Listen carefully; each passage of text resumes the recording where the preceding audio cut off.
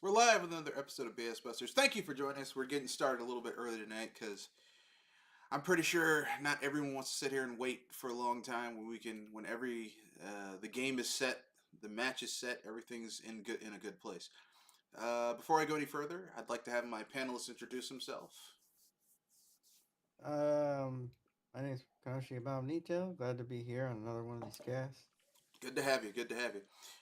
It's me, Mr. Red Fox, owner proprietor of BS Busters. I'm in a good mood. Last week I was sick as a dog. I had some type of stomach flu that started Monday night, uh, and like I didn't eat lunch because my stomach was just like bothering me. I just drank some water, some juice, and then basically like all Tuesday I was just like sick, but not like violently ill. I didn't get violently ill until Tuesday morning, where I woke up and I was just running to the bathroom all day. Just everything I drank just went out of me. I couldn't eat anything because my stomach couldn't handle it, but I could drink. So I drank a lot of fluid, and I was just sick all afternoon, all day.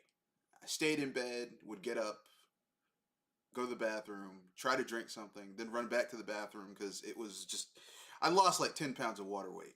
Is what I'm saying. I was sick as a dog. So yeah, it was not a good experience. But I'm better now. I'm better and I'm back. Before we go any further, what you been playing, sir? I haven't really been. Well, I played some Baldur's Gate 3 today with a friend. So Yeah. we started a campaign together. So yeah, we're not very far. But having some we've had some technical issues the last few weeks, but we just started we just started we're at the Druid camp. So it's not like we're not super You're far still into in the Act game. One. Yeah. Yeah. So it's kind of got ourselves into a little trouble. I'm not sure. We might You we might might have to go restart. back if we You might might have restart. to go. Yeah, because I don't know what happened. Got caught stealing, and I think it's only a matter of time before the whole camp just starts to go after us. Yeah, So man. I don't know what to tell you except, yeah, man. Sometimes you got to go backwards so you can go forwards. That's all I'm going to say on that. Um, yeah. Yeah, I have been playing a game on Steam that's not a great game. Like, it's not like a AAA title, but I've been having fun with it because I'm a fan of the franchise. Star Trek Legends. It's a mobile game that they put on PC for like $13. And I'm a huge Trekkie, though. Like, I really like Star Trek, so I've been having fun with it. And the thing that I like most about Star Trek Legends is it's Star Trek. Yeah. It's Star Trek! Star Trek, bitches! Star Trek! What do I like about Star Trek Legends? I can build my ideal away team to go on missions. I can have my favorite characters from the franchise. I thought it would take me a while, but I finally got my favorite captain of all time in Star Trek, which is Benjamin Sisko. He's the black captain from Deep Space Nine, who is a badass. Like, if you have any Trek friends, tell them you send Jean Luc Picard to prevent a war from going on. But if you want to win that war, you send Benjamin Sisko because Benjamin Sisko don't fuck around. Okay, all right. He does not. Look, this man is focused and he's willing to do anything to win. All right. Deep Space Nine Yeah. is arguably one of the best Star Trek series of that Trek era. And I'll go a step further. I'll say it's the best Trek series, period. It's even better than the shit they came out with now. Better than Picard, better than that shit for the kids, that animated one that's like, oh, these are like the D-listers of Star Trek. I don't give a fuck about those people. But Deep Space Nine is amazing. And if you ever want to get into Star Trek, I would say watch Deep Space Nine and watch the last start watching the next generation from the second half of season 1 onward, and you'll in good shape because the first like 6 7 episodes aren't great, but once you get to like season 9 and you go forward, it starts to get really good. But Deep Space Nine is good from beginning to end. It's like eating a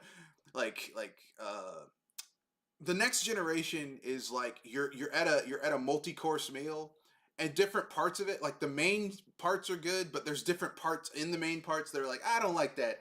They seasoned that a little. That seasoning was a little bit wrong. But Deep Space Nine, even the silly whimsical parts of DS9 are really good.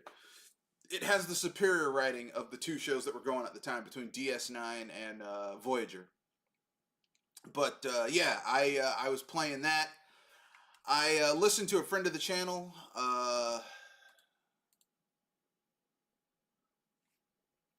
Quan Listen Manchu. to it from.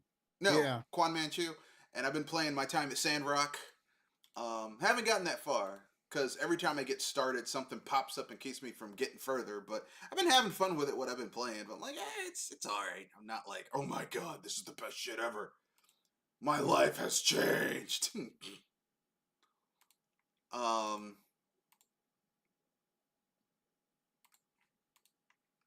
but yeah, man, I've been playing a lot of little stuff. I know, like, I'm trying to enjoy stuff as much as I can because I know when the next shit comes out, like Dragon's Dogma comes out, it unlocks at like 3 in the morning. Yeah. So I'm gonna be playing that tomorrow. I'm I'm gonna gonna be get playing that Dragon's too. Dogma too, and I got the premium edition too. So, because I am crazy. Yeah. I ain't staying up until no 3 in the morning, but I'll probably pick it up tonight, play it tomorrow. Yeah, I pre-ordered it and I got the premium edition with all the extra shit and stuff like that that's gonna come out with it. Because with the premium edition, you get like if you get the deluxe edition pre-order bonus, you get like the Ring of Assurance, which apparently gives you some cool stuff. You get some pretty awesome early start weapons, so you don't have to spend as much money early on. Um, you get the music and sound collection. You get the harpy snare, smoke beacons, heartfelt pendant, the wake stone, which lets you bring people back to life. Art of metamorphosis, which um, lets you fucking remake your character. It's the character editor. A makeshift jail key, which lets you escape from jail. Basically, Dragon's Dogma is shaping up to be a D&D simulator. Yeah. It's a D&D simulator. Like you don't have people you don't want to go to someone's house and be in their house and deal with their bullshit. Well, now you can do all that shit from the company of your own home. Now, from what I Yeah. heard, the story is not great. Yeah, I bet it isn't. But I mean, like, here's the thing: Dragon's Dogma is one of those games that you don't play for the story. Like, if you're playing Dragon's Dogma, man, this story is so deep. No, no, we don't play games like this for the deepness.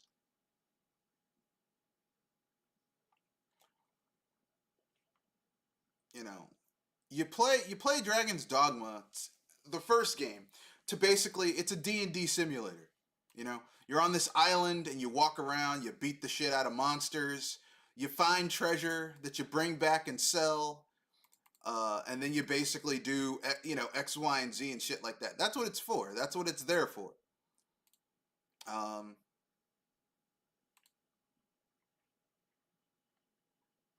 and people need to understand that shit. You know.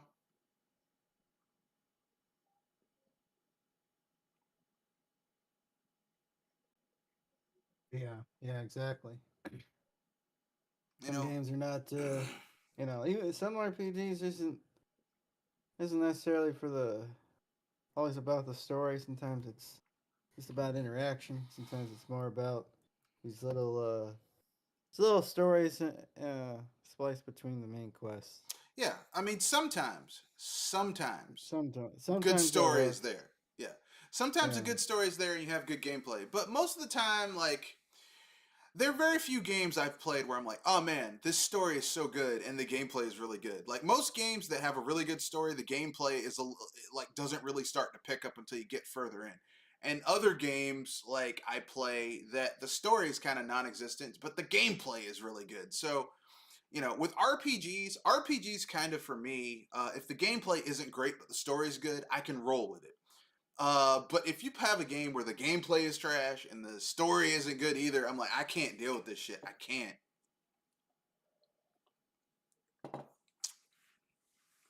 So for me, Dragon's Dogma is one of those games where I'm like, the original game, I was like, oh, this is an interesting story, blah blah blah, yakety smackety, etc. etc. But it's not like, oh my god, this shit changed my life. No, no. For me, Dragon's Dogma is one of those games where you play it, and like the first time I played Dragon's Dogma, I played it on the PS3, and it ran like hot buttered ass on the PS3. And then I got Dragon's Dogma Dark Arisen, which includes the base game plus an expansion to that game, where you basically fight your way down into a mega dungeon. Um, and I mean, I played it with a trainer on PC where I could basically do whatever the fuck I wanted, and it was a much more enjoyable experience for me. So I'm gonna try and play this game like the way it's meant to be played, and then I'll like once I play it and beat it, I'll do it with a trainer and cheat my ass off. So yeah, man, it's a D&D simulator where you and your little henchman slash pawn go around beating the shit out of people, doing cool shit, fighting monsters, and hopefully this is going to be more of what we did in the first Dragon's Dogma. Climbing up a Cyclops or troll's back, getting to his head, slicing and dicing his head, then him trying to jump up and crush me, and me jumping off at the right time to land, and then fuck him up some more, then climb up Yeah. again. Yeah, Climb exactly. up again, do it all over again. I never was good with the range, because theoretically speaking, if you were fighting a Cyclops in the first game and you played as an archer or a ranger, or a long strider, whatever. It was basically the ranger. You could basically use a focus shot to guide the arrow to hit the Cyclops in the eye, but I could never get the fuckers to stand still long enough for me to do it. But and that would because the cool thing about Dragon's Dogma is that you could aim for enemy weaknesses, Monster Hunter style, in order to destroy their ability to use certain attacks. So if you attacked a winged monster's wings, if they were large, you could destroy their wings so they couldn't fly anymore. Which was cool. Uh, so yeah, man. I'm looking forward to this game. This is one of the games I've been looking forward this year too. And yeah, man. I'm looking forward to it. I'm looking forward to doing some cool shit in this game.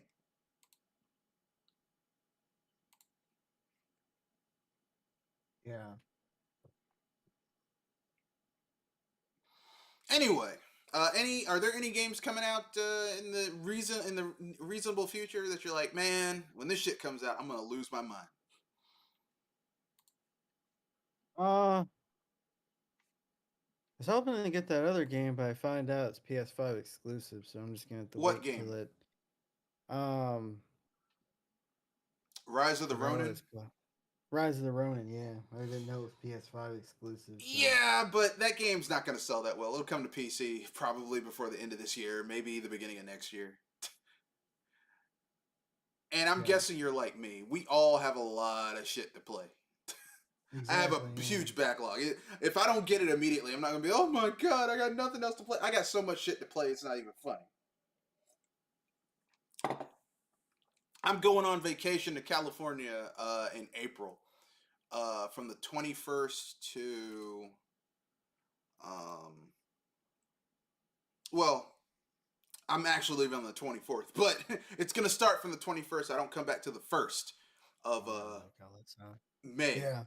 And I'm gonna tell you right now, man. I during my vacation, I have no want nor desire.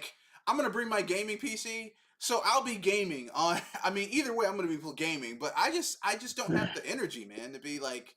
People are like, oh, what you gonna do? I got too much shit to play, man. Yeah. I got too Yeah. much shit to play. I got so many damn games to play that, like, literally, I'm not even bringing my Switch. I'm just bringing my gaming PC, because if I had my Switch, I would have even more shit to play. Yeah. But anyway, um, yeah, Rise of the Ronin looked cool.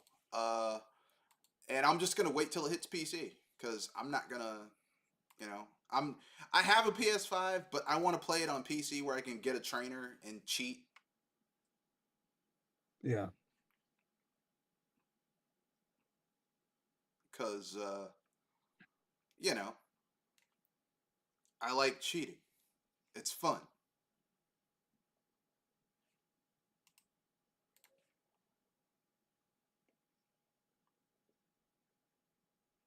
But how do you feel about it? Yeah, I agree with it. I agree with you. And it's like cheating.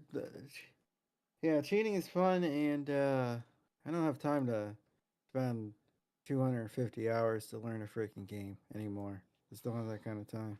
I mean, I can do it. I just don't want to. You know, it's like I'd rather spend my time doing something else. You know, it's like going on dates.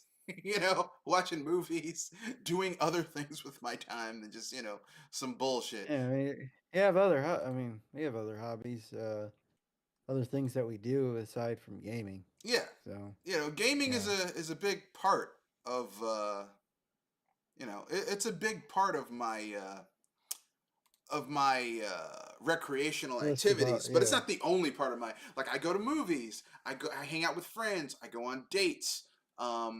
Sometimes I go to a nice bar and I sit down with a book and I order, I might drink a rum and coke or an old fashioned, sit down in the corner and just read while drinking my old fashioned. And I'll have two or three old hmm, fashions and read a book for 2 or 3 hours. yeah, it's not bad. Yeah, Okay? But I can do that. I'm a grown ass man. it's I'm not a a bad grown way to ass pass the man. time. Yeah, I'm a Yeah, grown ass man. I can do that. Now, don't drink, kids. But I'm an adult. Okay, I've been of legal age to drink for 17 years now. Okay, all right. So I can get a little tipsy, and then let that shit burn off, and then get in my car and go home. Okay. But anyway, we'll get into what we're going to talk about tonight. Our topics are, we're going to talk about, they announced this at GDC, Marvel 1943 Rise of Hydra. It's being made by Amy Hennig. She's the lady who you could say was the one of the major creative driving forces behind Assassin's Creed when it was a single player game and good.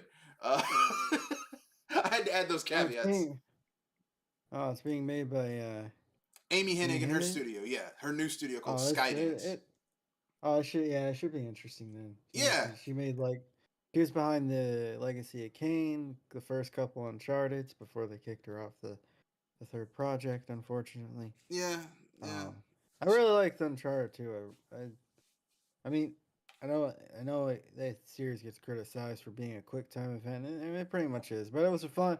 Uncharted 2 was a fun ride. yeah, Um, yeah. It's an amusement part. It's an amusement game. It's some people say that Uncharted is the successor to Tomb Raider. I disagree with that assessment, because the Tomb Raider games, you yeah, have I to think it play is. them. They are games. Uncharted is a interactive theme park ride. Yeah, All of them are. They aren't like games in the traditional sense of the term. But look, if you have fun playing something, knock yourself out. I'm looking forward to this game because, like I said, it's 1943. You've got Captain America. You've got like old Black Panther. You've got a black soldier. I'm guessing he's going to become one of Cap's Howling Commandos. You've got Adora Milaje, who's Black Panther's right hand woman. They're going to be taking on Nazis. Like Captain. Like, here, let me put it this way: Captain America will give almost anybody the benefit of the doubt. He can see anyone's point of view, even his villains.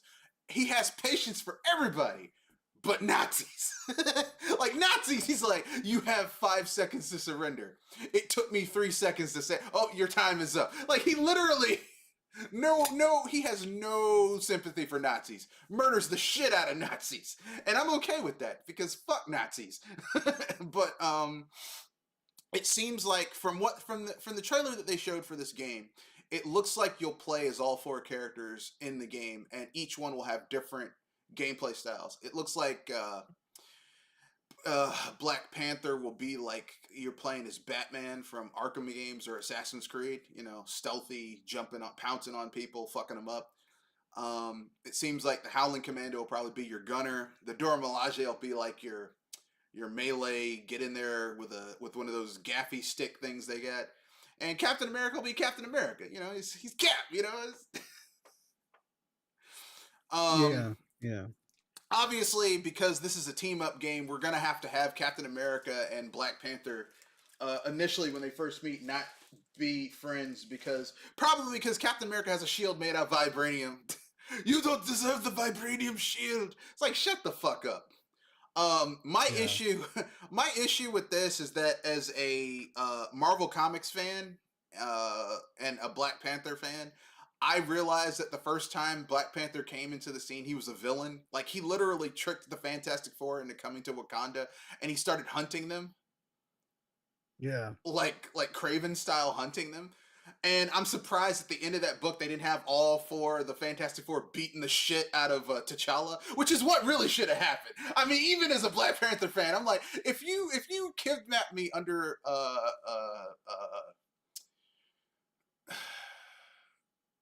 dubious circumstances and then try to kill me. And then at the end, they're just like, yeah, well, you know, blah blah. You learned your lesson. It's like, nah, bruh. Especially Ben Grimm. I mean, Ben Grimm should have gotten one good backhand across the face. Pow!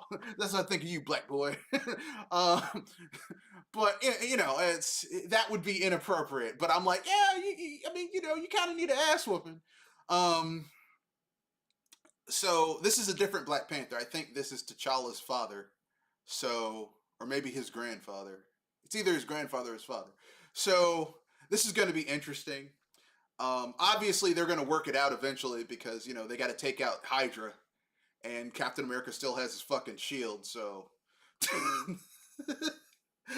clearly, they eventually agreed to put their differences aside to take on Nazis. Um, but what are your thoughts on this? Do you care? Are you looking forward to this? Um, just gonna have to see what. We're just gonna have to see what they make of it. I mean, it could be great. It could be awful. But I'll just a lot of these people. It just seems like a lot of these people have broken away from these uh, big gaming corporations, and people keep talking about projects that they're working on, but they never come into fruition. Will this come into fruition? Well, Hopefully. I mean, they already kind of made a big ass Unreal Engine 5 trailer, and there's some gameplay footage in the trailer. So, I mean, you know, I'm just the only thing that pisses me off is that Amy Hennig was also working on a Star Wars game, and that game is never going to see the light of day because I think EA was the one that was fronting that game. And they fucked that up, but it's EA, so I'm never not surprised by EA doing some stupid shit because EA is a trash ass company.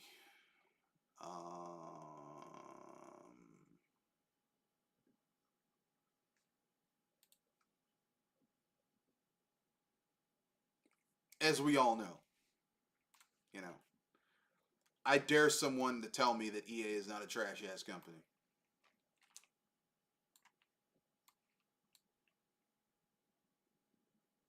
Yeah.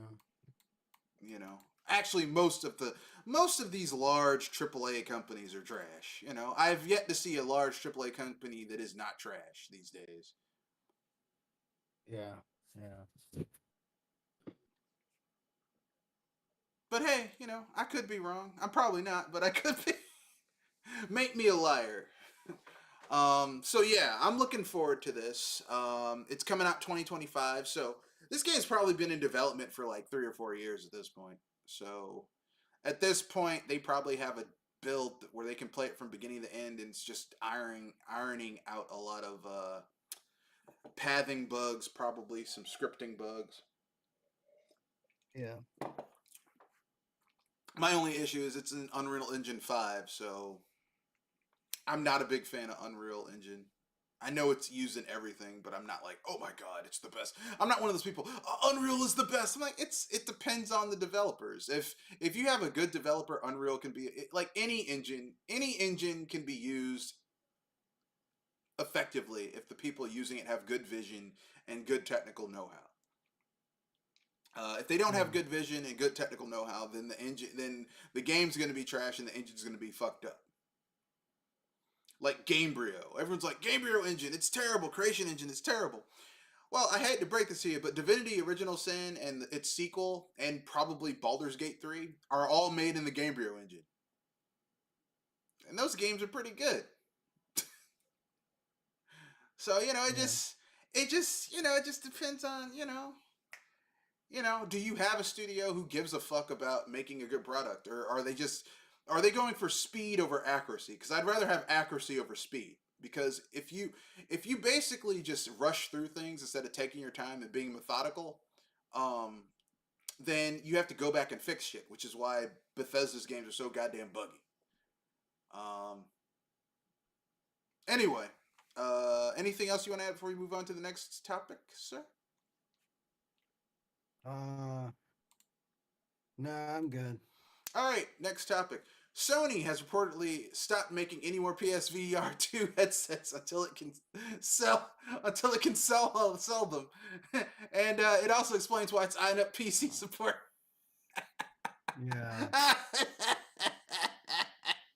Yeah. I'm sorry. that shit warms the cockles of my heart. My cockles are warmed. Yeah. Um. Yeah, I mean, they've been trying this whole VR thing for a while. Yeah. Yeah. It's funny to me because it's just everyone's like, oh, VR, VR, VR, VR, VR. It's amazing. VR, it's the best shit ever. VR will save your life. VR will come to your house and give you a world class blowjob. VR, it will do everything. I'm like, will it though? That's how I feel. I'm like, y'all keep on telling me how great VR is, but I have yet to see an application. I've only played one game where I was like, this shit is the reason why VR exists. One game. Yeah. And that was what was the game? It was Half-Life Alyx. Yeah. That's the only game where I was like, oh yeah, VR, this couldn't have been done in third person. Or first person. This has to be a VR game.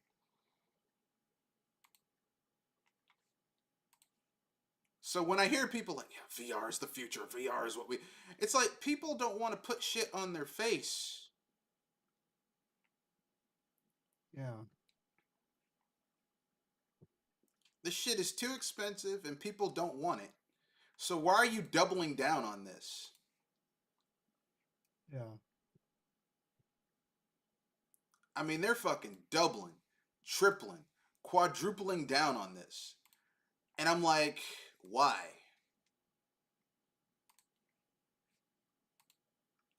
Yeah.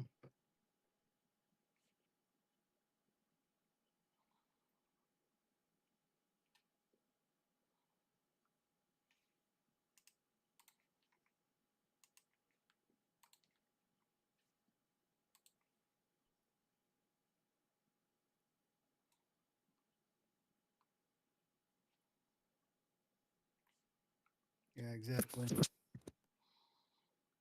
They just keep on trying to force this. They keep on trying to force a square peg into a round hole. And they wonder why it's not working. They're like, why won't people buy VR? Because it's too, like, okay, first of all, like, we talked about this yesterday, and you said, well, until it's like really easy, but it doesn't even have to be easy. If they just made games that really utilize VR well, But most of the games that are in VR, like they'll have a game that's in VR, right? And you look down at your hands and you're just a floating hand. They can't even give you an Yeah. arm. I'm like, this breaks your immersion. Yeah.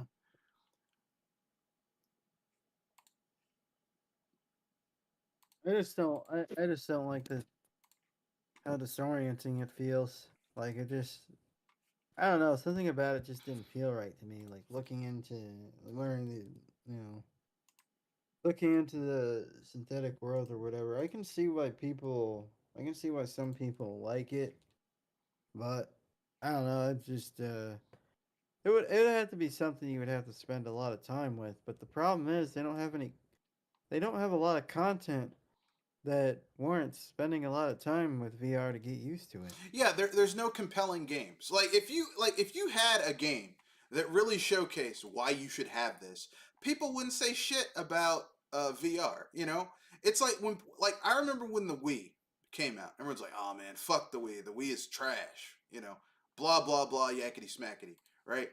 And then Nintendo came out with games that showcased why you needed motion control. Yeah. And not just Nintendo, third parties. Like, I'm gonna be honest with you.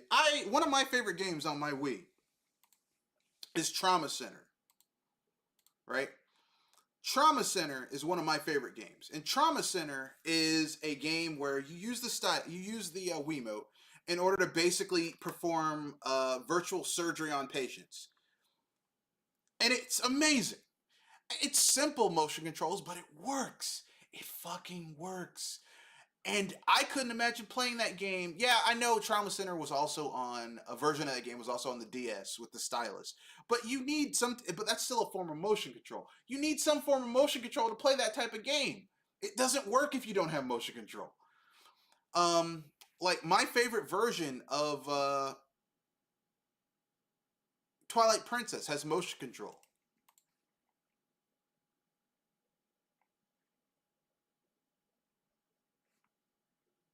Yeah, yeah. Yeah, I've heard a lot of people say that.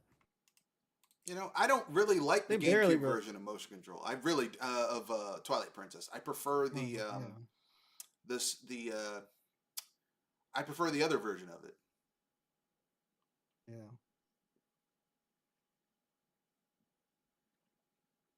The Wii version, sorry. I prefer the Wii version of Twilight Princess. And I know some people are gonna get mad. They're gonna be like, "Oh, yes. But the GameCube version is the best version." Is it though?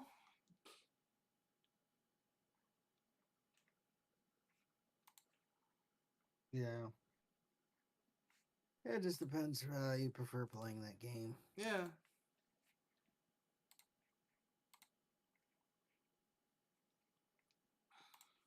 Anyway, that's my own personal opinion.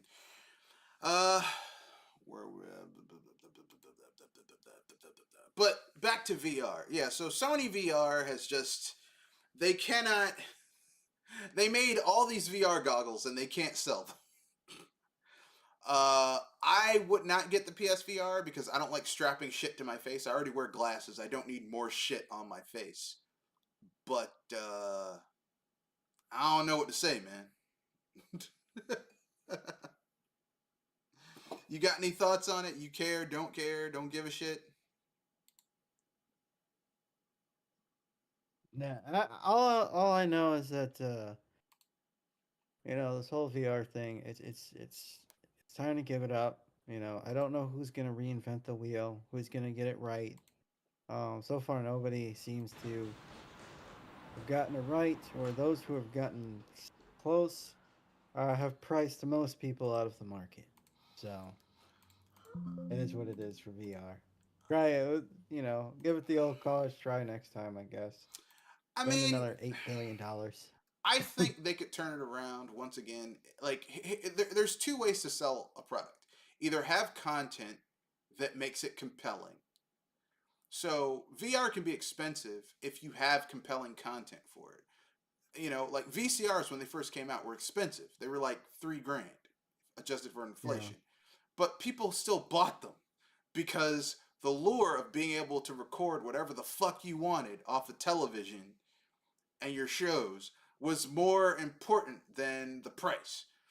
So Yeah. if they had compelling content and you being able to watch movies from your television, like on your TV, whenever the fuck you wanted, versus you having to go to a movie theater and pay exorbitant fees for popcorn and sit with other people, blah blah blah, yakety schmackety, makes it compelling. If they could come out with 20 games that were VR only, that were on the level of a Half-Life Alyx, and they marketed them and showed, oh, this is why this has to be in VR, I guarantee you'd have an uptick in VR sales. But they won't do it because VR is too niche for those developers to do that. And Sony doesn't have the money to just, throw it out the window and hope that something sticks.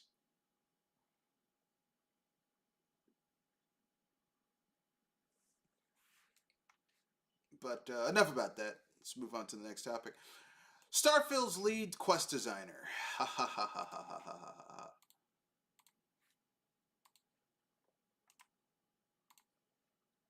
This isn't a Starfield story. This is just an illustration of why games have issues.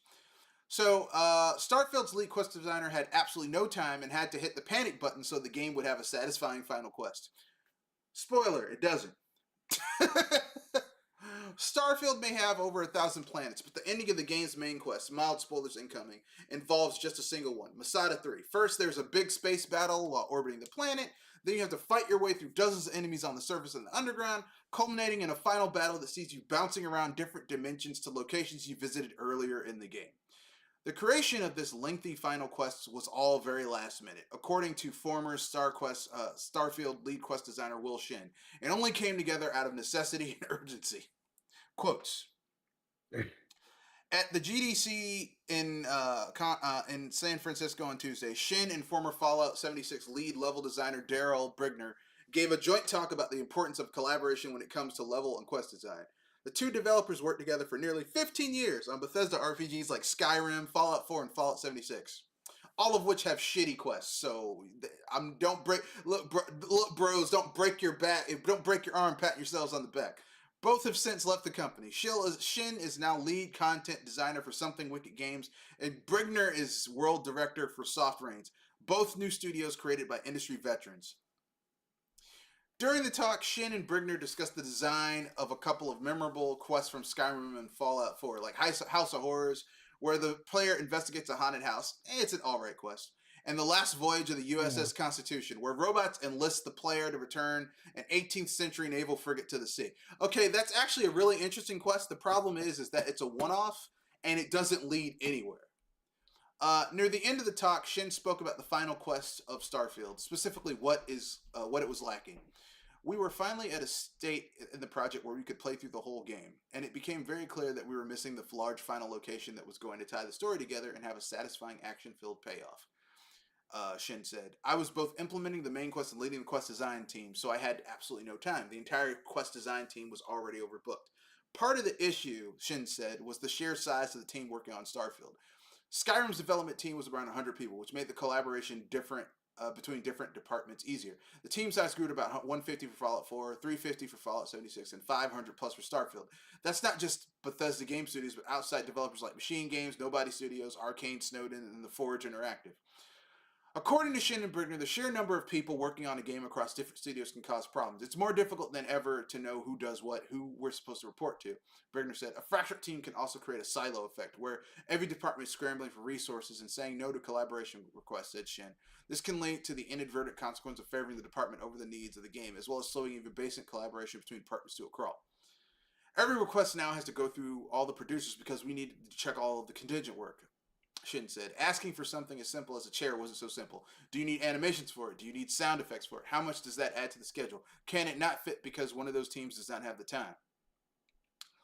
As it became clear Starfield's main quest was missing a big final set piece and there wasn't enough time to create one, Shin turned to senior level designer Steve Cornett. He was definitely our panic button, Shin said. Cornett had the idea for dimension hopping, which would let the player revisit several key locations from earlier in the game, and more importantly, save the time of crafting entirely new locations for the final battle.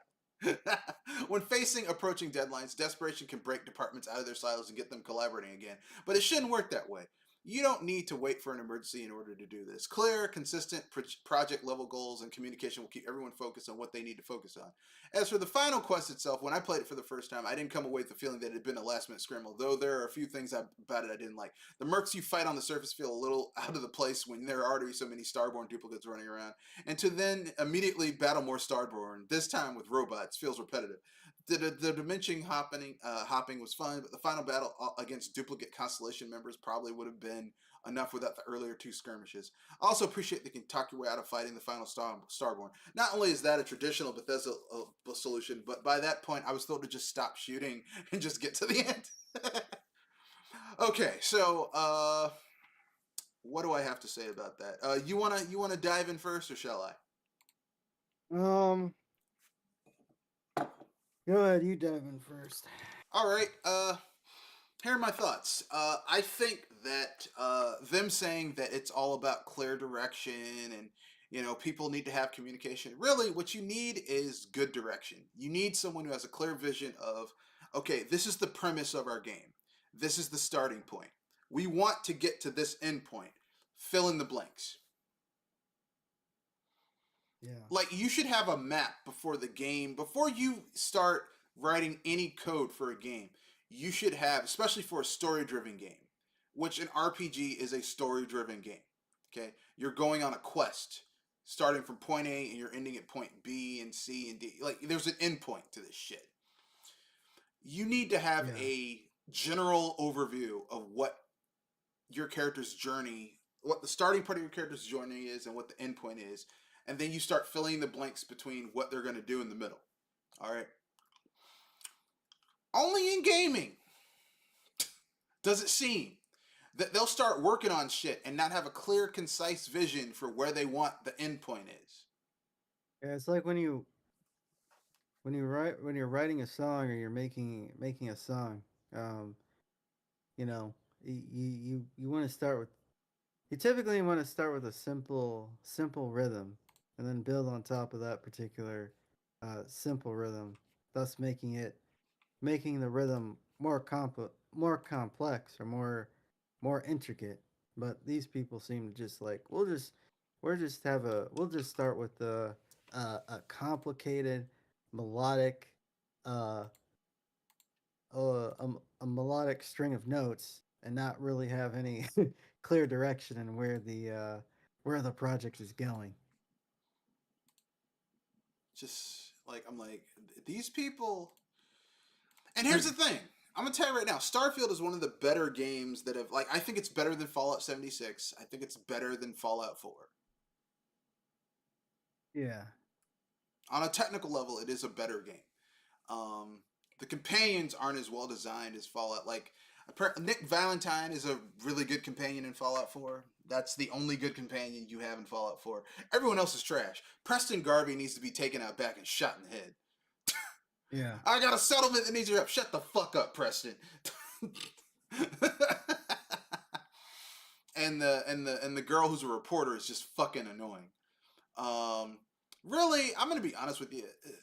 Bethesda has never been good at making companion characters in their games. Like, none of them are good. Yeah. Fallout 3, none of those characters are compelling. Fallout 4, none of those characters except for Nick Valentine are compelling. You don't really have companions in Fallout 76. Starfield does have some interesting characters, like Barrett, the character you first meet in the game. Barrett, like, as soon as you meet him, it's like, this guy seems like he has some interest. This character has character. Yeah. And even some of the characters, the Constellation members you meet, it's like, these characters have character. Too bad they do fuck all with any of them, but they have character. Yeah. Which just shows they didn't have good direction. Like, you had a lot of disparate parts working towards a common goal, but no one overall looking at all this work and bringing it together in a cohesive way. Yeah. And that's not just a Starfield issue. That's a gaming industry issue. Like, these games are getting so big that you don't have people bringing all this disparate work together to make it into a cohesive whole. Yeah, that's why it would be an idea. That's why it would be a better idea if a lot of these games were separating the smaller projects, smaller games that build up to the big Kahuna. Then you know you wouldn't have to dump all this money, dump all your eggs in one basket. And B, it would give you more time to really explore the world and characters and environments and just. But they don't want to do that. They just want to put all their eggs in one basket and call it a day. Yeah, yeah. Personally, like I think it would be good if, especially for these huge open world games, if they did something like, okay, what we're gonna do is, let's say you're playing, like I'm gonna use Bethesda as an example because they're the only ones who really do this. And they suffer from their games being so big that they're fundamentally broken. Make a game, make like a prequel to your game, not a prequel, like a open demo, okay? And you say, look, this game is going to take place um, in one city in the game. Okay, you create your character. This is the character who's going to be in the main game, but you create your character, and your job is you can do whatever you want in this city. It's dense. There's a Yeah, lot of shit going on. You give people a taste of what that game's going to feel like, what it's going to look like, what all the shit that's going to happen, right? And in doing that, what yeah, you wind up doing is, you can test out the gameplay systems in a controlled setting, and you can see what works and what doesn't work. So basically, people are like, "Oh, okay," and they can get feedback from that. I wouldn't mind having an online, always online, so that they can get a feedback for what works and what doesn't work. Bugs, how people are playing the game, what are they doing, what features are being heavily utilized, what features are being non-heavily utilized. I'd be okay with that. if they did like a playtest, like a playtest demo. No, because playtest is like limited. This is like literally like let's say, okay, uh, let's say you're doing a game that takes place on a landmass the size of Australia. Okay, you release a part of the game. Let's say the game comes out in 2026. In 2025, let's say March of 2025, you release a part of that game. You say this is the open gameplay demo of this game. We will collect data while playing this game that we'll use in the final product, okay? And it's just the city. There's quests in that city, right? There's factions in that city. You can create a character in that city. That's your main character for the main game. People can play. There's gameplay. There are gameplay systems, etc., etc. Okay? The developers see how real players play the game by playing that game, by playing this demo. Okay, that's not the whole game. It's like literally maybe like 5% of the game, but there's a lot of density packed in that. Like they learn about NPC interaction, questing, pathing, companions, how people are building their characters. There's all this data they can get that they can use in the final game in that year to polish it up when they release it the next year. That gives them an 18-month head start. Yeah, You know, and they use that to in their final build, which I think would be better for gaming than just releasing some shit. Because here's the thing: everyone's like, "Well, we play tested it internally." A developer, someone who is good, someone who makes a game, is not going to play the game the same way someone who had no hand in making the game. yeah, Okay,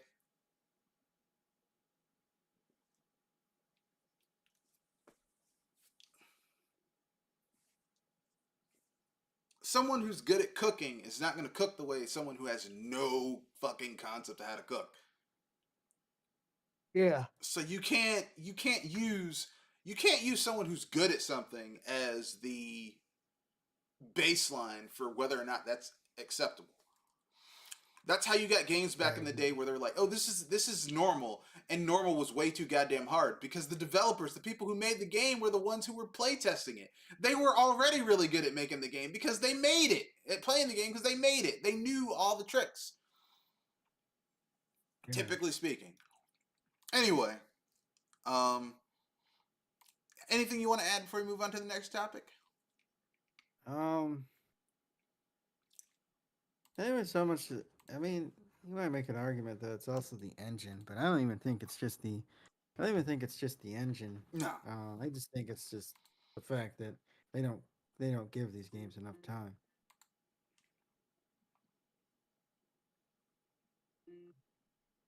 Yeah, I here's the thing. Normally I would say it might be the engine, but this is an issue that we see across multiple platforms. This isn't just a this is a Bethesda issue. We see this across multiple engines, multiple studios. If they're using Unreal, CryEngine, Lumberyard, Unity, this is just an industry issue. This isn't a, you know, Depends on my mood.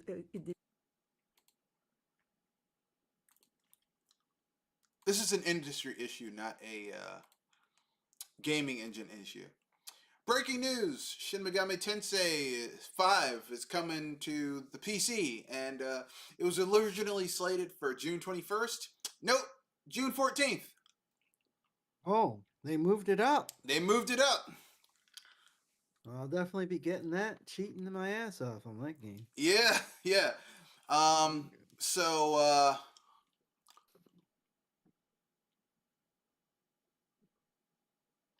and it'll be 60 frames per second instead of 30, like Shin Megaten 3 was. So yeah, and it comes, if you get the game, it comes with an expansion that adds like another like 30-40 hours of gameplay. So yeah, I'll be getting it on PC. I was gonna get it on the Switch, but I was like, that fucking that fucking frame rate. Oh, I can't.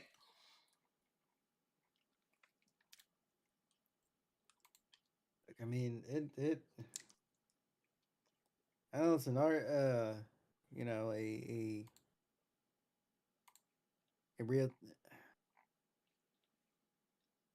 I know it. It's not like an action RPG, but still, you kind of want.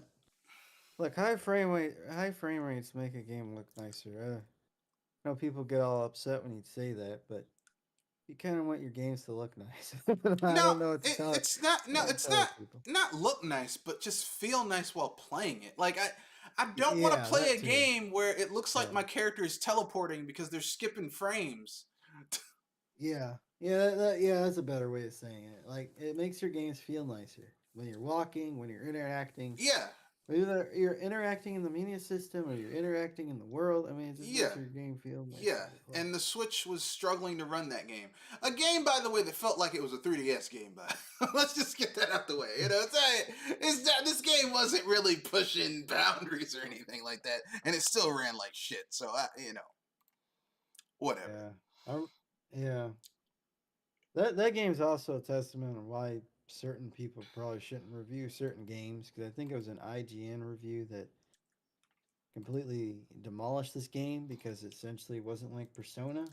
It's like this game has different goal. Like Persona's a spin-off series. Persona's It's the main easy mode. series. Persona's easy mode. Shin Megami Tensei. It's easy mode. Yeah. Okay, like people like Yeah. if you let me put it this way: if you're someone who played the Persona games and you thought, "Oh, this is hard," don't play a Mega 10 game.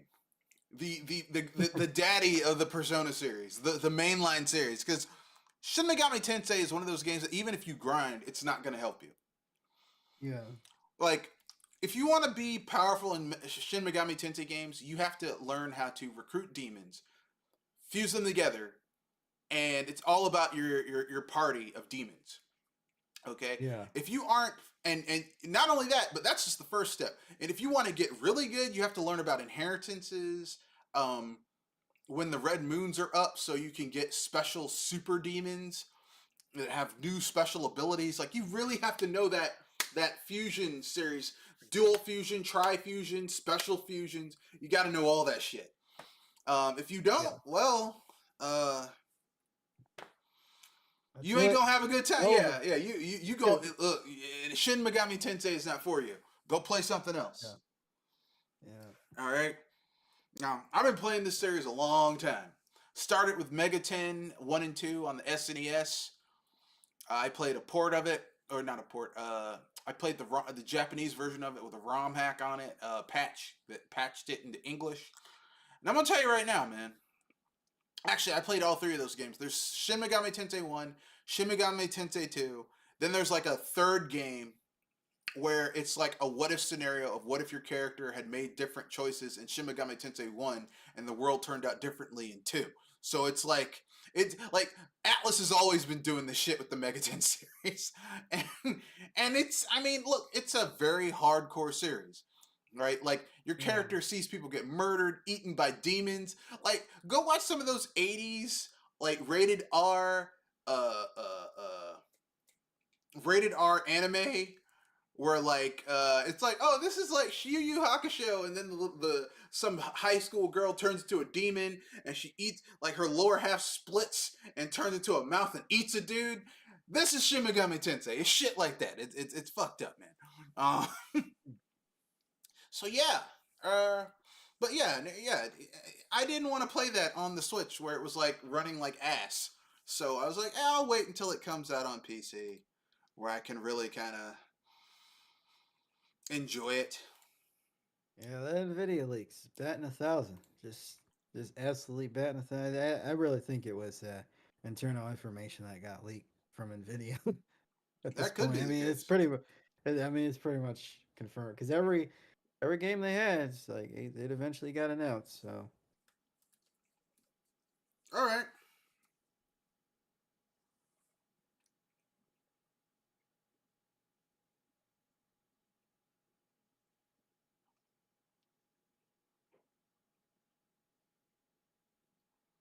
that's all I got for this topic. Anyway, um, uh, yeah.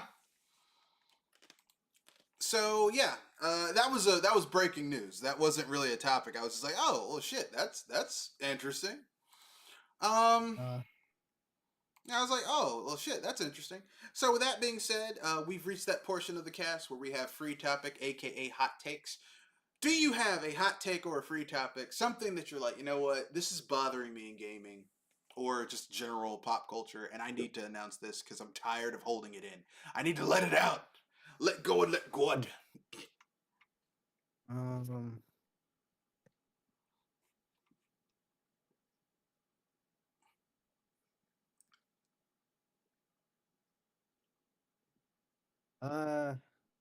you could possibly make the argument that the video game crash has already happened. Or just dealing with the repercussions of it. The what? The gaming industry is either someone make the argument that the gaming industry has crashed. They're just feeling the repercussions of it. Normally, I would agree As, with you, but a crash only happens when the company's making this shit goes out of business.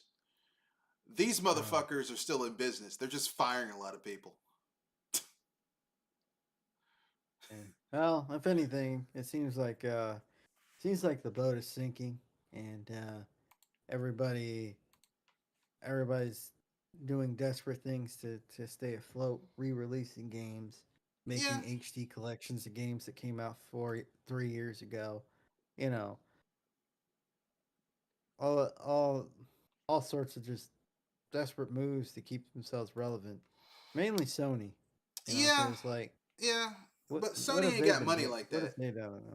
Yeah, Sony Yeah, Sony ain't got money. Like, here's the thing: Sony. What people need to understand about Sony, where people make the mistake, and you got Sony fanboys who don't understand the business structure of Sony. Sony, at any given time, Sony, even though they sold off a lot of branches and shuttered branches, they still have like 11 different departments. At any given yeah. time, only about half of them are actually profitable. The other Yeah. half is either breaking even or losing money. Also, the thing about Sony, it's like, people want to shit on Microsoft, and there's plenty of reasons to, but same reasons people shit on Microsoft. They're Sony has the same reasons as well. Like, say what you want, so, but it's like nobody cares that much about their exclusives, and the exclusives that they do care about, they're either just gonna wait. They'll either wait for it to go on sale or wait for it to come on PC half the time, Yeah. Well, or you know, well, they haven't really, and they haven't released, you know, any truly noteworthy exclusive aside from Spider-Man 2, and that uh, wasn't exactly lighting the word on fire. yeah, I don't consider that to be as good as the first game. Spider-Man 2 is more the first game, but they added Miles Morales, who Miles Morales is not that good of a character. I'm sorry. I know people are gonna get mad at me, but he's kind of trash. I know. People, look, listen. I'm gonna say something, and no, you continue with your hot take, sir. I'm gonna give my hot take after that. I got two of them. But okay, and so it's just kind of like you're gonna take a massive dump on Microsoft for not having exclusives. Well, Sony really hasn't had anything either. Heck, they said they weren't gonna come out with anything for 2024, and they're moving a lot of their stuff over to PC. So it's just like, well, I mean, who's copying who? I mean, Sony's been following the Microsoft since practically the 360 days, Microsoft or and maybe it's Nintendo. just yeah, yeah.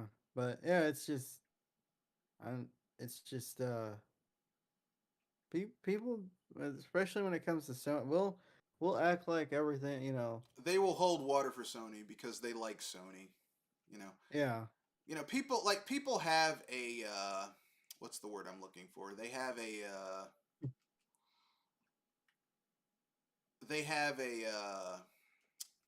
bias. You know, like everyone has bias. Okay, like people have a bias for Sony. People have a bias for they have a bias for Microsoft. Everyone has a bias.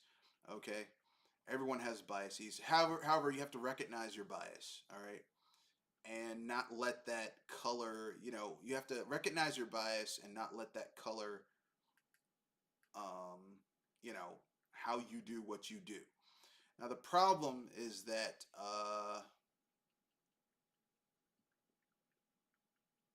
a lot of people don't do that. They just kind of they focus primarily on what they like, and they don't recognize that they are letting their bias get in the way of stuff. yeah,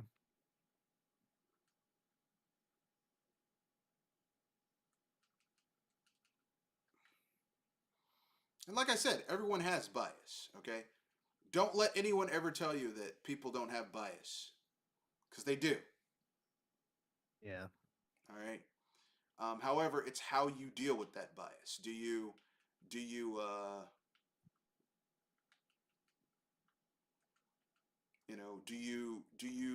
just let it color all of your opinions, or do you try to actively like not let it take you over? So, but gamers, we've seen this. We've seen people who have a Nintendo bias. We have people who have a Sony bias. People have a PC bias. I kind of have a PC bias. I recognize it.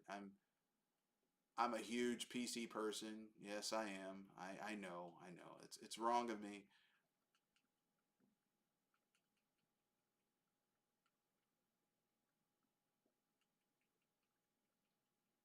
yeah.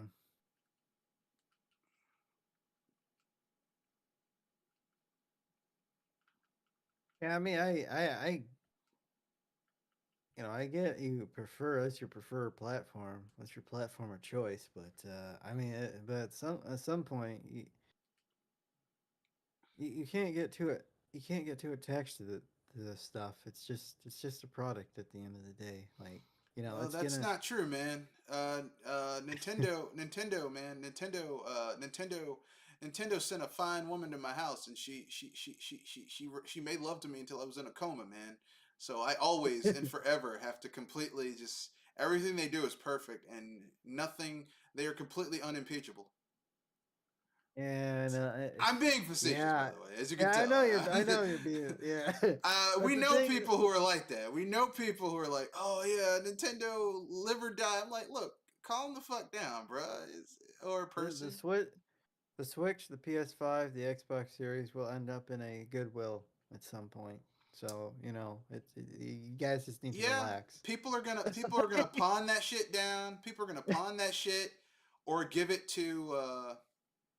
They're either gonna pawn it or give it to some motherfucker.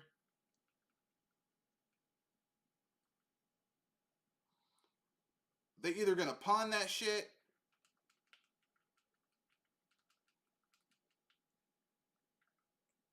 They're either gonna pawn that shit or give it to some motherfucker on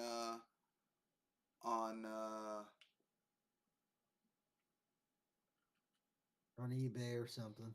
yeah, they're either gonna pawn it or sell it at a GameStop because people are weak. People are fucking weak, bro.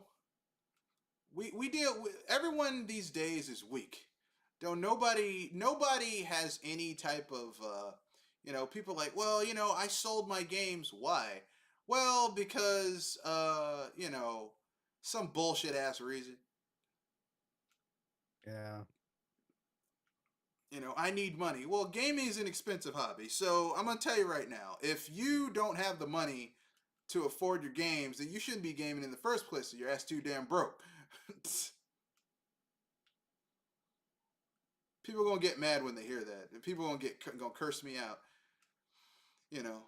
Well, I shouldn't have to suffer because I don't have money to pay for my games. Well, you shouldn't be gaming if you don't have money to pay for your games. Because gaming is a luxury. It is not a right. Food is a right. Water is a right. Shelter is a right. You having the ability to play a video game is not a right. Because there's cheaper forms of recreation. There is books. Books are cheap. You can go to a library and read as much as you want for free. Yeah.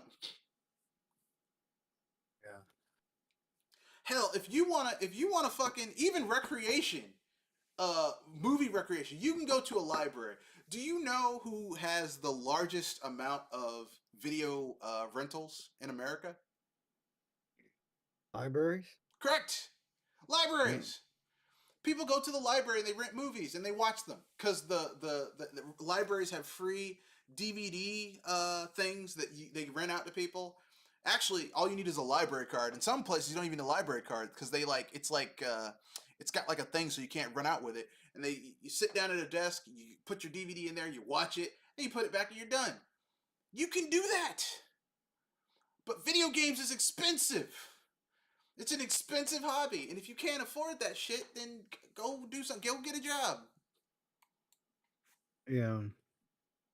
People want to act. Oh well, I don't talk like that to me because people get mad when you mention that video games are an expensive hobby, and it's not cheap. They cost money. Yeah. You mention that, people get mad. Oh, don't say that. Don't say that. Yeah. I like that. But anyway, that's my own personal opinion. You have any thoughts on it? Agree, disagree, don't care? Yeah. It is what it is. It's fun. All right, so here is my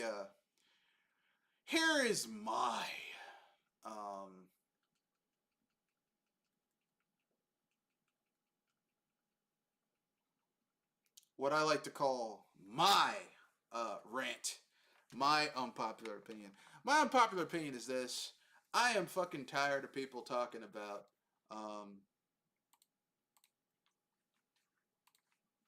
I'm tired of people talking about how, oh my God, it's my system, my favorite system. Look, man, at the end of the day, as long as you're playing as long as your system has games that you like to play, it's a good system.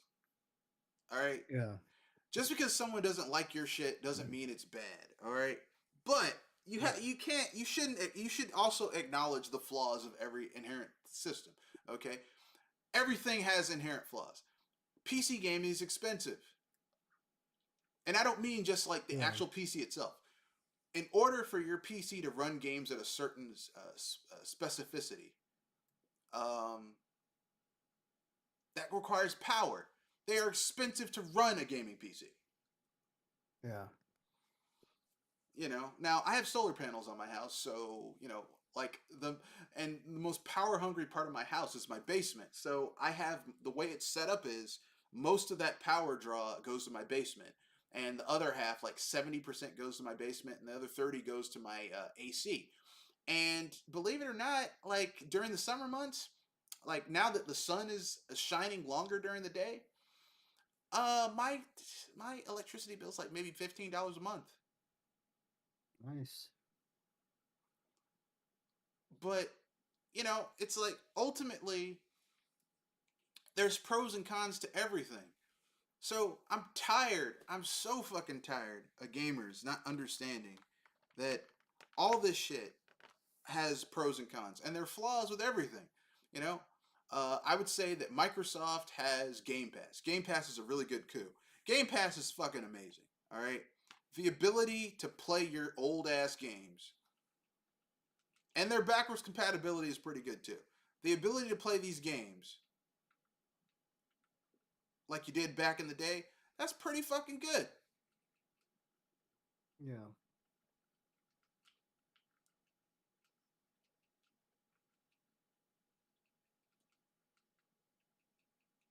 Yeah.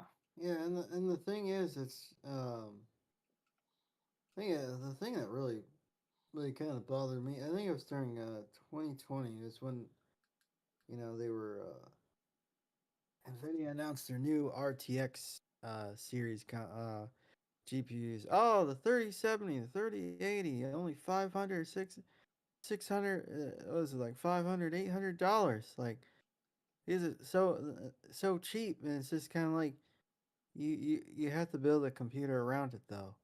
Like that's where most of the cost comes in. It's like these cards compete with the consoles and sale prices, but the consoles come with everything. They come Yeah, with the processing. They come yeah. with everything. And you just plug it into a TV and go. And I'm just like listening to these people. It's like, you guys are dumb as hell. You guys are dumber than a box of rocks. I mean, yeah, but the thing, the bonus of having a console is that with a console, I mean, the bonus of having a PC is that you have more control over your gameplay experience than. Oh, I'm not disputing that. I'm just saying it's like you're not thinking about the extra cost of somebody's looking to build their first PC. Oh yeah, And want to get one of these cards, like, oh well, you gotta get the power supply, you gotta get the RAM, you gotta get the CPU, you gotta get the case, gotta get cooling, you know. that's So it's why. just like they don't consider that. Well, that's why I tell people these days, if you really want to have a gaming PC, I would say get a pre-built PC, and then just add like get a lower end, get a mid-tier gaming PC, and then just when the higher end graphics card goes on sale, just buy that. Yeah. Cause then you can do whatever the fuck you want. If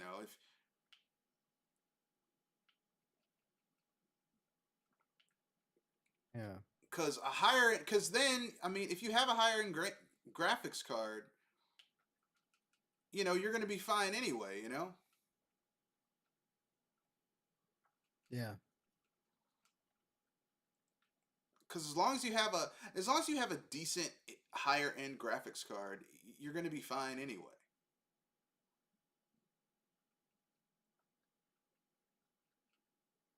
At least that's my supposition. I could be wrong. Yeah.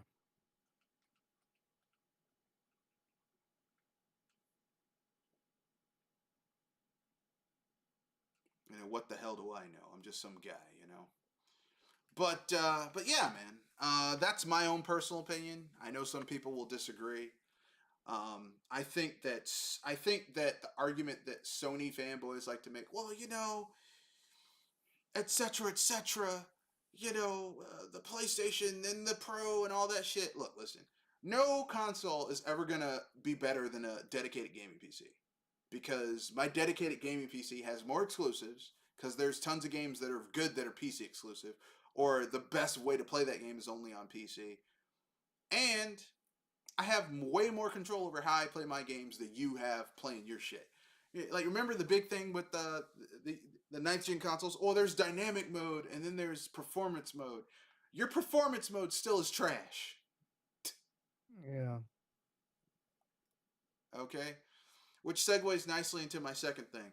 Miles Morales. Man, fuck Miles Morales. That's my hot take. Fuck Miles Morales. Look, let me explain something to you, okay? Miles Morales hasn't been well written since he was created. Okay? He has no interesting villains. He has no interesting stories about his character. And he's lame. He's fucking lame. He's lame.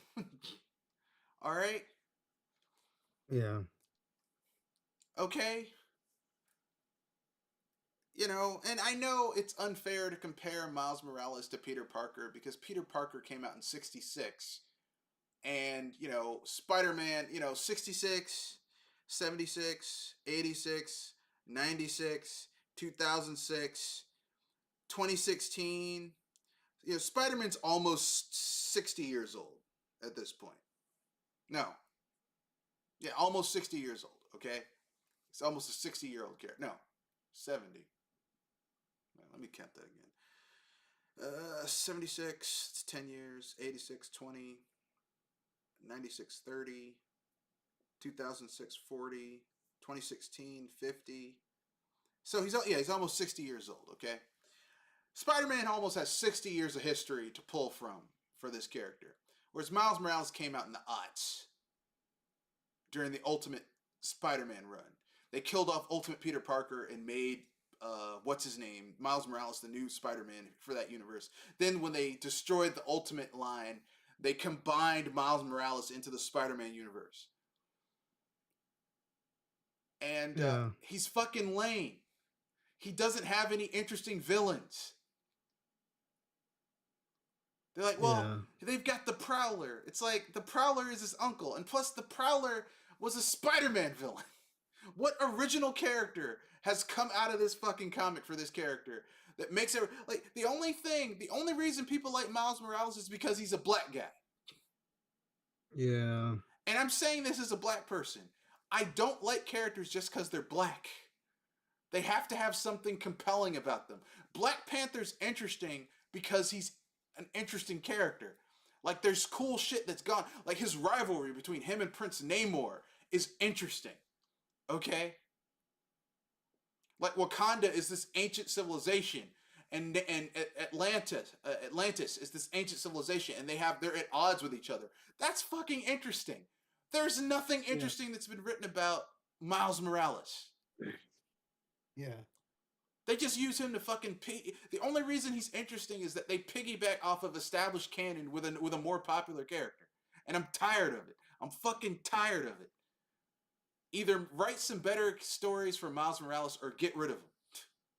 Okay? Yeah.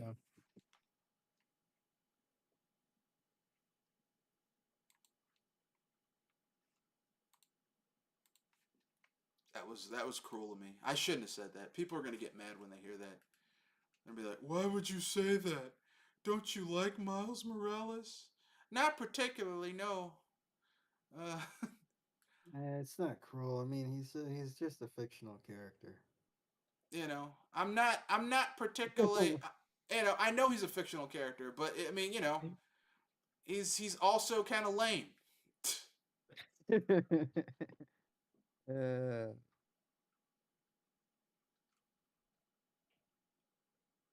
He's a lame fictional character who's overrated,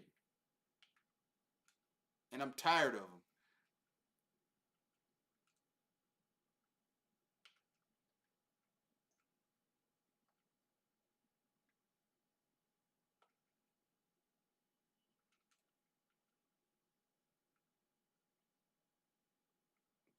And they do absolutely like I said. You know, he's annoying, and I'm tired of him as a character. I'm tired of people praising this motherfucker. Like, oh, he's amazing. Okay, what has this character done?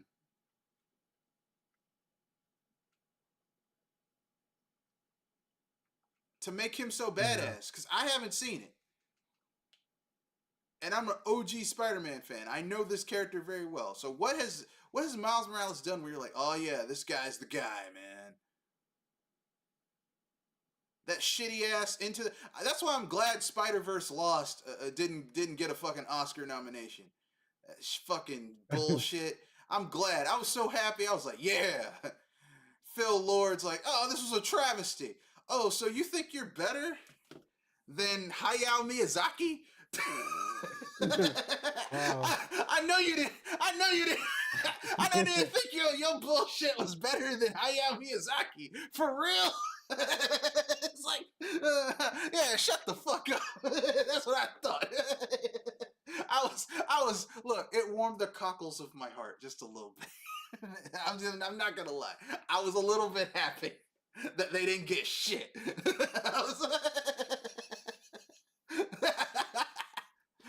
I got when the first Spider-Verse came out and they had Sunflower playing on the fucking radio. I'm like, I don't give a fuck about this character.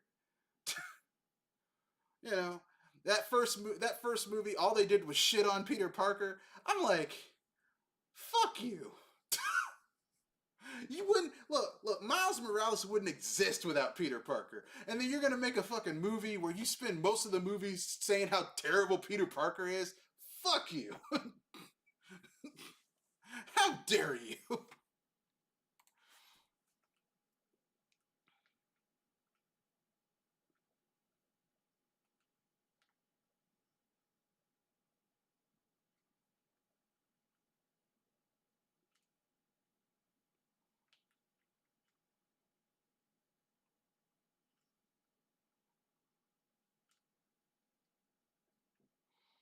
At least that's how I felt.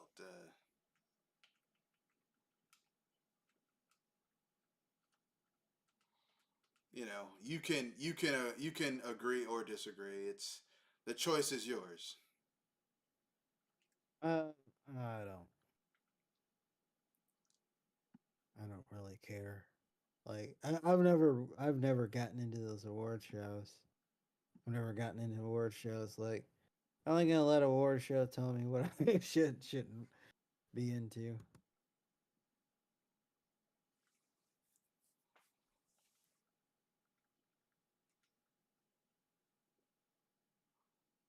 But I mean, you know, I was glad that what's his name won. I'm glad that Godzilla finally got an Oscar.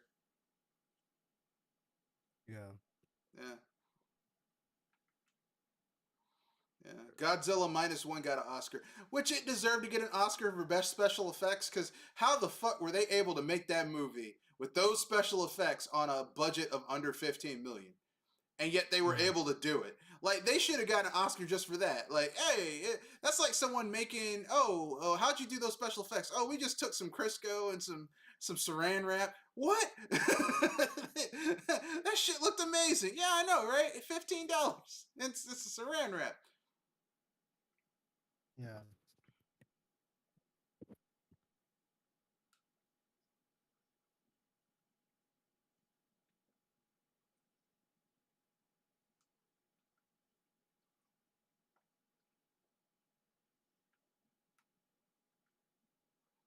So that's basically that's all I got to say. That's all I'm saying. Is that you know, that's very interesting to me. You agree, disagree, don't care? I think it's interesting. Yeah. Like All right. you know. You know, because I saw -1 and I was like, I mean, the special effects aren't great, but I mean, I don't know what the budget was. And then when I found out that the budget was like 13.5, like 12 to 13.5 million, I was like, I looked at Hollywood and I'm like, y'all, like, I remember watching the last Marvel movie, and that movie had a budget of over 100 something million. And I'm You know, like, you know, you know how those people got paid? They got paid with bowls of ramen and a promise of a bright future in the movie industry. I don't know about that, but I do know that they. Here's what I'll say about Godzilla -1. Those people spent. They spent Toho spent like they gave that dude a budget of like 12 to 13 million dollars, and he made a Godzilla that looks pretty goddamn good. Now, personally, I would have preferred a guy in a rubber suit, but I'm that type of Godzilla fan. I love Godzilla in a rubber suit. Sue me, I don't give a shit. All right. Yeah. You know, I know some people are gonna be like, "Oh, don't bother that." I like Godzilla in a rubber suit. Okay. You know, sue me, don't sue me. I don't care.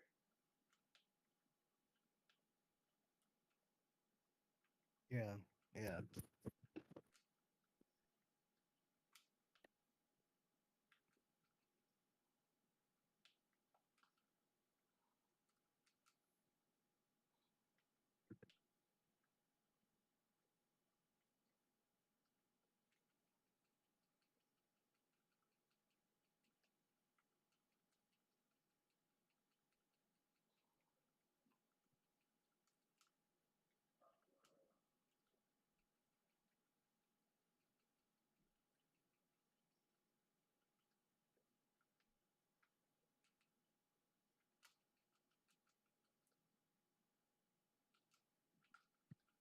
I lose you?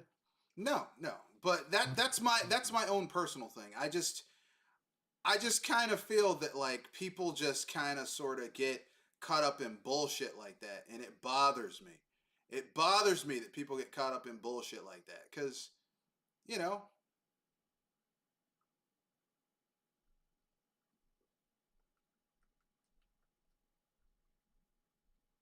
Yeah.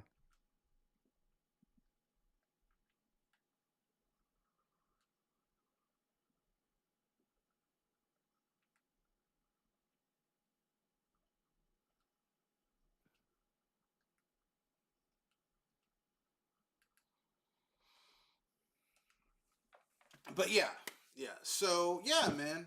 I thought that was kind of cool that they spent that much money and they made a movie where you know, like Godzilla looks fucking amazing. Like I would say that the Godzilla they made in -1 looks better than the Godzilla we have with those 200+ million dollar legendary Godzilla movies. I'm like, your Godzilla looks nice, but -1 Godzilla looks scary as fuck.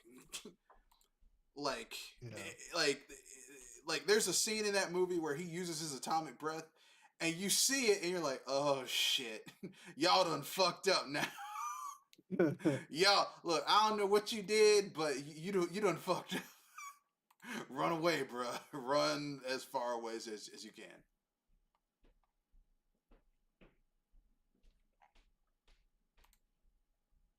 Cause shit just got real.